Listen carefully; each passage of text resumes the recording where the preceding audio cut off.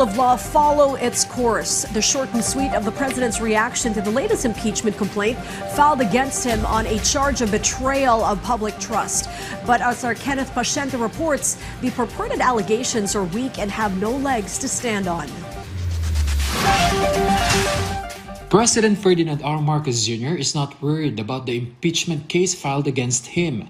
The palace said the president is confident that he did not commit any impeachable offense, especially since he is only performing his duties in accordance with the Constitution. Hindi naman po siya nababahala dahil alam po niya na wala siyang ginawa na impeachable offense na maaari masabi na siya ay dapat managot. Alam po niya, muli, siya naman ay nagtatrabaho na naaayon sa konstitusyon at naaayon sa batas. Following this, the executive branch stressed that the government has no hand in the filing of the impeachment complaint against the chief executive.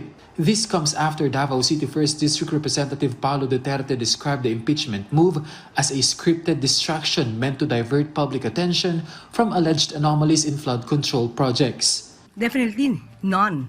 Kaya nga sabi natin, hindi po tayo sangkot sa anumang pagplanta ng ebidensya katulad ng ginawa ng kanyang ama. Sila lamang po yata ang sanay sa ganon. So sa panahon po ni Pangulo Marcos Jr., nirerespeto po natin ang konstitusyon, ang proseso at ang due process.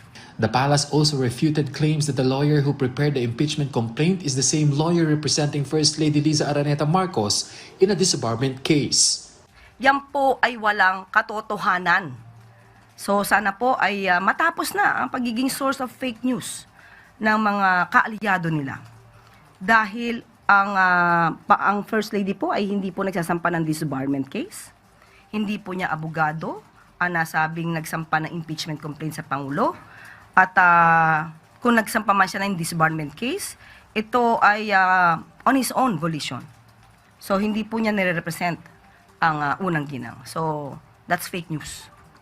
The palace also does not consider the filed impeachment complaint as an advantage for the president, despite the fact that no other complaint may be entertained within 1 year in accordance with the Constitution's 1-year bar rule. It added that this does not help the country's image. Hindi po natin masasabi na ang pagpa-file ng impeachment complaint paunahan ay bentahe sa Pangulo. Kahit sino pa po ang nag-file niyan, hindi maganda sa imahe ng Pangulo na siya ay masampahan ng impeachment complaint.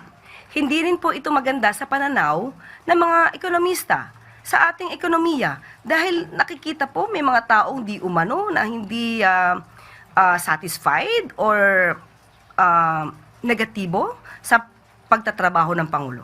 The palace said it has no information at this time on whether the president has already spoken with his son, House Majority Leader and presidential son, Sandro Marcos, regarding the impeachment complaint. However, the palace expressed confidence that the lawmaker will act fairly on the matter. Lagi naman pong utos ng Pangulo sa kanyang anak, gawin lang ang kanyang trabaho. Hindi pwede rito ang kamag-anak, kaalyado. Kung ano po ang mandato ni Congressman Sandro, ipatupad niya po yon. Wala dapat siyang kinikilingan. Kahit ama niya po ang masasabing malalagay dito sa impeachment complaint.